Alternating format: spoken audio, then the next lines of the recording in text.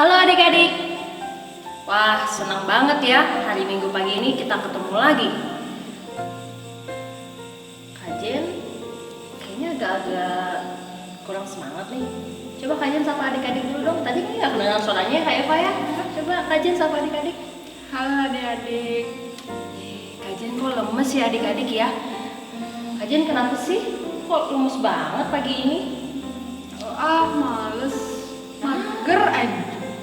Ya, adik-adik, Kak Jennya lagi males. Apa ya yang bisa buat Kak Jen jadi semangat?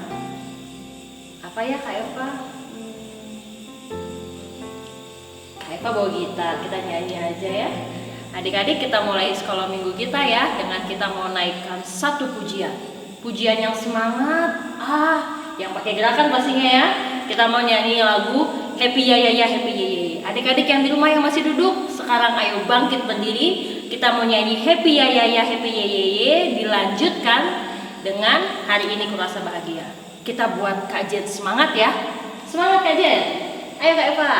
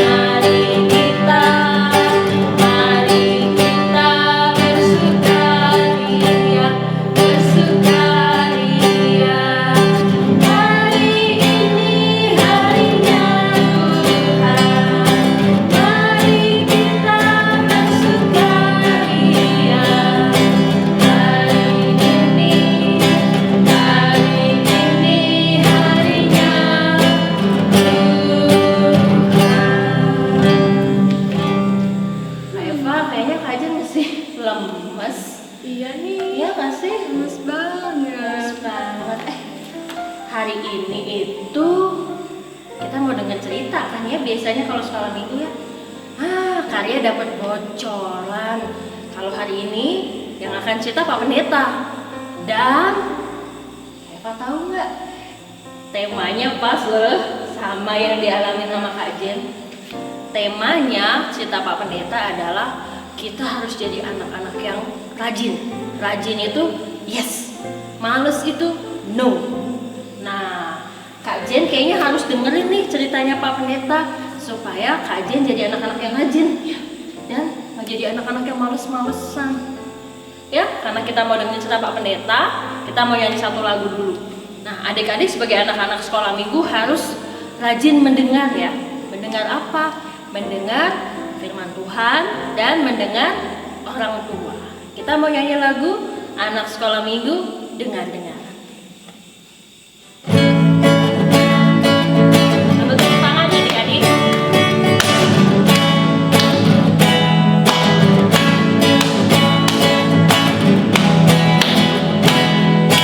Anak sekolah minggu, dengar-dengaran. Duduk orang tua terlebih Tuhan.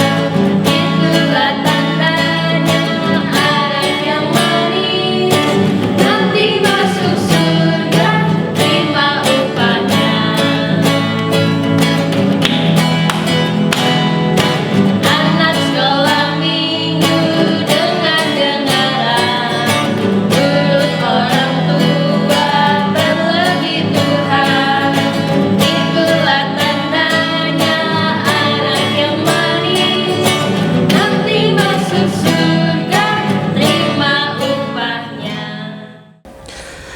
Salam adik-adik semua, apa kabarnya?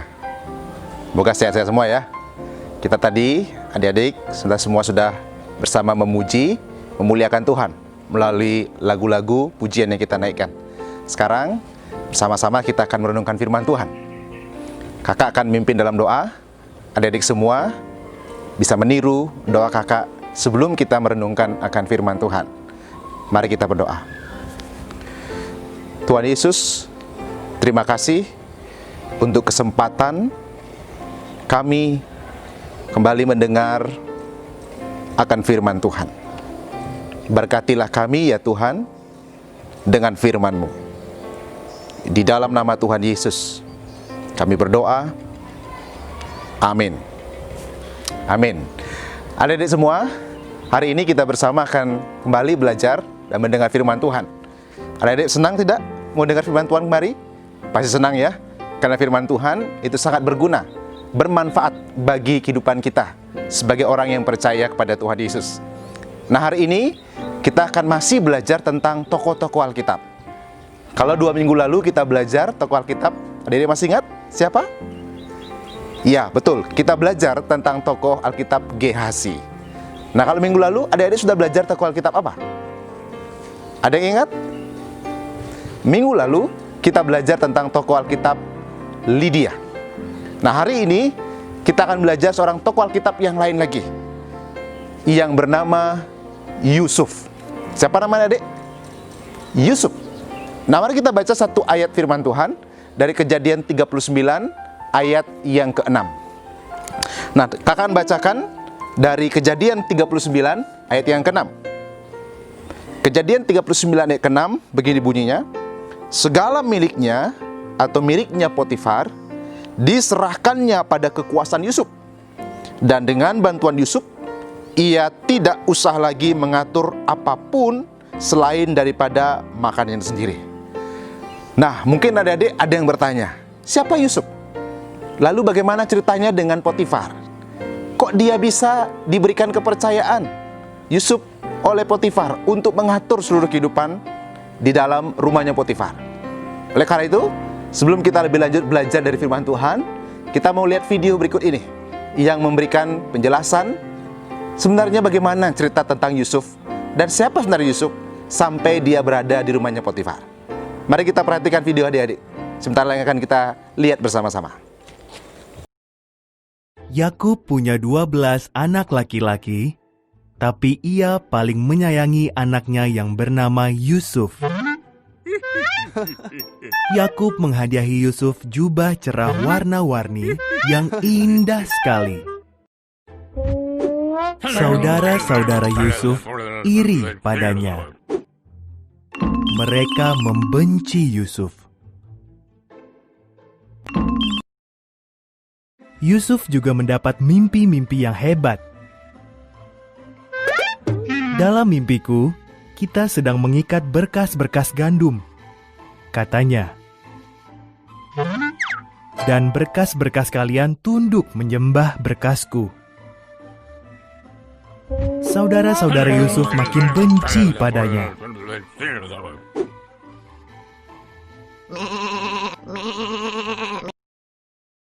Yusuf bermimpi lagi. Matahari, bulan, dan 11 bintang sujud menyembah padaku. Tentu saja ayah dan semua saudaranya menggerutu kesal. Maksudmu, kau akan menjadi raja kami?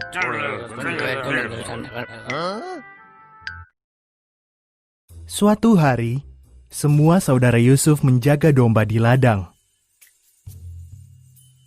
Dari kejauhan, tampaklah Yusuf datang menghampiri mereka. Segera mereka berencana untuk membunuh Yusuf, biar tamat semua mimpinya. Ruben sang kakak berkata, "Jangan, kita tidak boleh membunuh adik sendiri. Lemparkan saja ke dalam sumur kering ini." Mereka mengoyakkan jubah istimewa Yusuf dan melempar dia ke dalam sumur itu.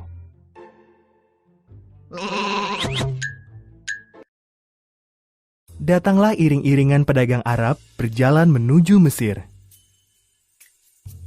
Kita jual saja Yusuf menjadi budak orang-orang Arab itu, usul Yehuda.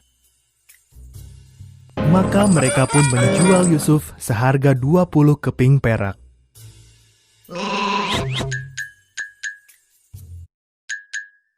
Jubah Yusuf dicelupkan ke darah kambing oleh kakak-kakaknya dan ditunjukkan kepada Yakub. Anakku sudah mati, ratap Yakub sedih. Sementara itu, Yusuf dibawa ke Mesir. Tetapi Tuhan menyertai Yusuf.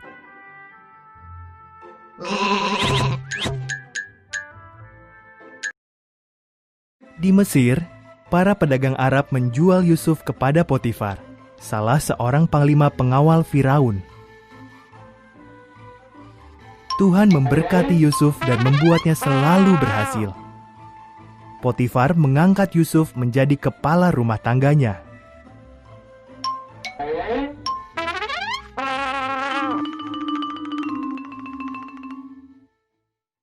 Nah, adik-adik sudah tahu bukan gimana ceritanya tentang Yusuf? Siapa Yusuf? Dan bagaimana ceritanya dia? Sampai dia ada di rumahnya seorang yang bernama Potifar. Nah, adik-adik semua, menarik bukan kalau kita baca firman Tuhan yang kita baca sebelum video tentang Yusuf tadi? Yang kakak bacakan, yang kita baca dari Kejadian 39 ayat ke-6. Kita lihat di situ Yusuf, meskipun dia mengalami situasi yang tidak baik, tetapi dia dipercaya oleh Potifar untuk mengatur segala sesuatunya yang ada di rumahnya Potifar. Adik-adik, dari kisah ini kita belajar satu hal tentang Yusuf. Apa itu? Kita belajar tentang kerajinan. Kita harus jadi orang yang rajin. Adik semua, rajin nggak di rumah? Rajin? Rajin bantu orang tua? Atau malah malas? Adik-adik rajin nggak kalau dapat tugas-tugas dari sekolah? Rajin ya? Rajin. Adik-adik rajin nggak untuk berdoa? Pasti rajin juga. Adik-adik rajin nggak kalau baca firman Tuhan? Agak malas-malas atau rajin? Adik-adik semua, kalau kita mau dalam kehidupan kita menjadi anak yang baik, maka salah satunya adalah harus rajin. Apa lawan rajin, adik-adik? Ya betul, malas. Kita nggak boleh malas. Kita harus jadi orang yang rajin. Kenapa kita perlu jadi orang yang rajin, adik-adik? Karena kalau kita rajin, orang akan senang sama kita. Termasuk orang tua dan keluarga kita. Seperti yang dialami Yusuf tadi. Yusuf kenapa disenangi oleh Potifar? Dan mungkin banyak orang waktu itu. Karena dia orangnya rajin.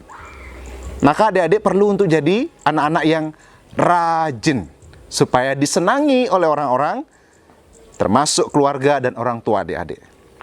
Lalu berikutnya kita belajar dari Yusuf, bahwa rajin atau kerajinan itu tidak tergantung dari situasi atau mood. Wah, mungkin adik-adik ada yang kalau pas lagi nggak bahagia, lagi marah, jadi males ya ngerjakan sesuatu. Disuruh oleh orang tuanya, papa mama, ibu bapaknya, ayo tolong bantu nyapu misalnya. Ah, lagi nggak mood, lagi males. Nggak boleh gitu adik-adik. Kita harus mau tetap menjadi orang yang rajin. Meskipun mungkin situasinya nggak baik. Mungkin habis dimarah mungkin karena kita salah. Mungkin habis kita capek. Kita harus tetap belajar jadi anak-anak yang rajin. Karena rajin itu timbul dari hati kita semua. Karena kita tahu rajin itu baik, maka kita melakukannya. Bahkan situasi apapun yang sulit sekalipun, kita mau belajar tetap rajin. Adik mau rajin bukan? Ya, rajin itu akan menolong adik-adik menjadi orang yang berhasil. Karena kalau tidak rajin atau malas, itu artinya adik-adik bisa mendapatkan kegagalan dalam hidup ini. Maka perlu rajin. Orang rajin, orang yang mampu menghadapi berbagai masalah dalam hidupnya. Tapi sebaliknya, kalau adik-adik malas, maka adik-adik tidak akan bisa menghadapi masalah dalam kehidupan adik-adik. Nah, boleh angkat tangan? Siapa yang mau jadi anak yang rajin? Semua pasti ya, mau jadi anak yang rajin ya? Karena kalau sekali ada anak rajin, maka adik-adik semua akan menjadi orang yang disenangi oleh orang tua, saudara, dan juga orang lain. Dan adik-adik kalau rajin akan menjadi orang yang berhasil, orang yang pintar, orang yang bisa menghadapi berbagai persoalan dalam kehidupan ini. Nah, masih ada yang malas? Masih ada yang malas mandi? Masih ada yang malas belajar? Masih ada yang malas bantu orang tua? Atau malas mengerjakan PR? Nggak boleh adik-adik ya. Harus jadi anak yang apa? Rajin. Karena itu akan membawa kebaikan bagi adik-adik dan masa depan adik-adik. Nah, kiranya adik-adik semua boleh tanya sama orang tua. Boleh mengingatkan orang tua supaya Ma, Pak, Bu, Bapak, tolong ingatkan kalau saya malas. Supaya saya jadi anak-anak yang rajin, supaya saya menjadi anak yang berhasil, bukan anak-anak yang menghadapi atau mengalami kegagalan. Nah, selamat jadi anak-anak yang rajin adik-adik ya. Tuhan kiranya memberkati. Nah, kita lihat sekarang ayat hafalannya. Ayat hafalan adik-adik, kita mulai dari Amsal 13 ayat yang keempat. Amsal 13 ayat yang keempat. Begini ayat hafalannya. Hai si pemalas, hati si pemalas penuh keinginan tetapi sia-sia. Sedangkan hati orang rajin diberi kelimpahan. Sekali lagi ya. Hati si pemalas penuh keinginan tetapi sia-sia. Sedangkan hati orang rajin diberi kelimpahan. Itu ayat hafalannya. Adik-adik bisa hafalkan?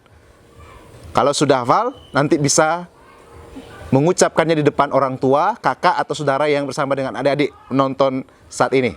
Supaya adik mengingat ayat ini dari Amsal 13 ayat yang keempat. Kiranya firman ini boleh memberkati adik-adik semua. Amin.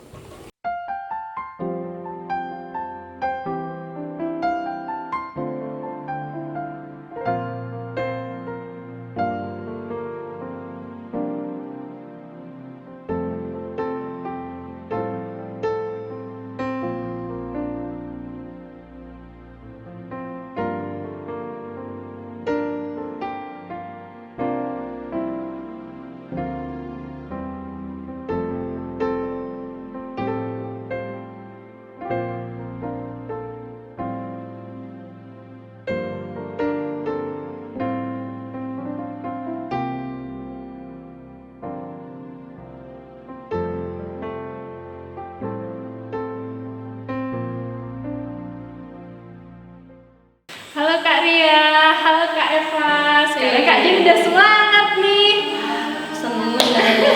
Kira-kira apa sih yang bikin Kak Jen jadi semangat kayaknya nih tadi? Iya, kan Kak Jen udah dengerin firman Tuhan juga tadi. Kak Jen dapet yang pertama. Ternyata kalau kita rajin itu semua orang bakal suka ya Kak Ria ya Kak Eva ya. Termasuk orang tua di rumah, terus saudara-saudara, teman-teman di gereja juga bakal suka kan sama kita, termasuk Tuhan Yesus. Kalau kita rajin baca Alkitab, terus berdoa, pasti Tuhan Yesus seneng banget. Terus mungkin tadi Kak Jen keikut mood ya, atau keikut suasana, nggak tahu dari rumah kayak gimana ya. Dari rumah udah sebel, sampai gereja ya udah bablas sebelnya, jadi ya udah gitu males. Nah, adik-adik nggak boleh ya kayak gitu. Kalau di rumah sebel, sampai di gereja ketemu teman-teman harus sukacita. Nggak boleh dibawa sebel-sebelnya sampai gereja, karena kita kan bertemu teman-teman. Siapa tahu teman-temannya seneng-seneng aja, tiba-tiba ketemu kita nggak mood, jadi nggak mood juga. Terus kan kita belajar bahasa Indonesia ya. Kalau kerajinan itu pangkalnya keberhasilan.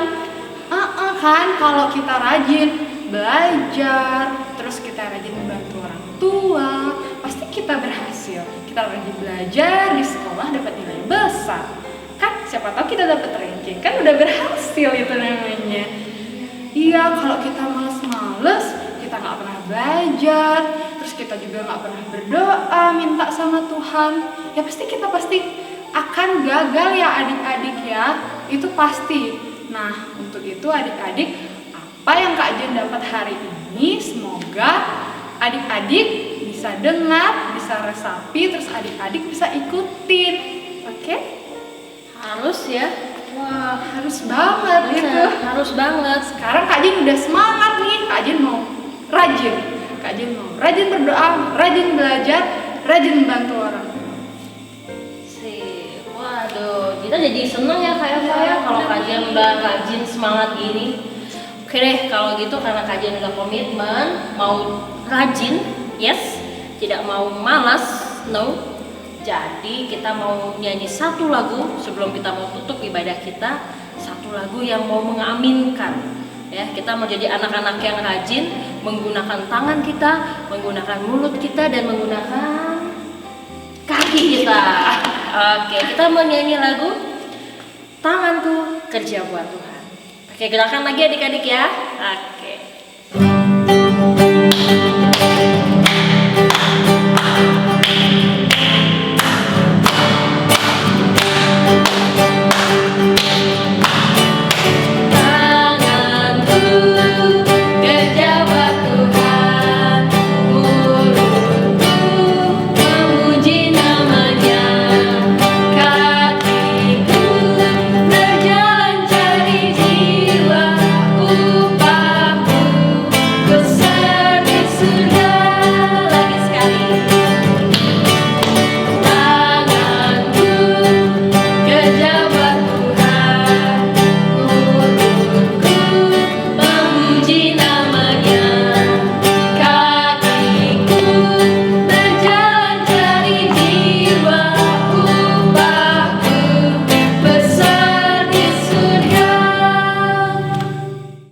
Ya, adik-adik semua, kita sudah bersama bernyanyi, kita sudah mendengar firman Tuhan, dan kita akan sebentar lagi mengakhiri akan sekolah minggu kita pada hari ini.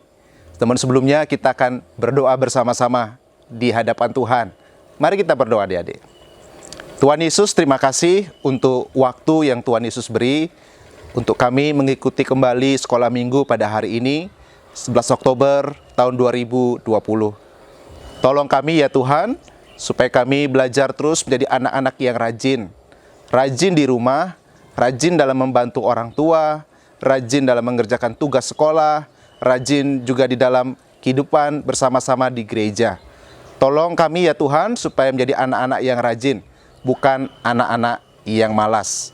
Terima kasih Tuhan Yesus. Terima kasih, kami bersyukur untuk orang tua, kakak, adik, saudara yang mengasihi kami. Tuhan memberkati mereka. Berikan kesehatan bagi mereka, Tuhan kiranya menjagai mereka. Tuhan Yesus, di tengah situasi pandemi COVID-19 ini, kami juga berdoa memohon pertolongan Tuhan, supaya situasi ini cepat dapat diatasi. Tapi biarlah apa yang Tuhan kehendaki yang terjadi, bukan kami. Bagi setiap adik-adik sekolah minggu yang boleh mendengar video ini, kiranya Tuhan memberikan kesehatan, Tuhan memberikan kekuatan dalam menjalani hari-hari yang Tuhan beri untuk adik-adik sekolah minggu jalani. Terima kasih Tuhan Yesus, berkati pendidikan, masa depan, kehidupan adik-adik sekolah minggu semua.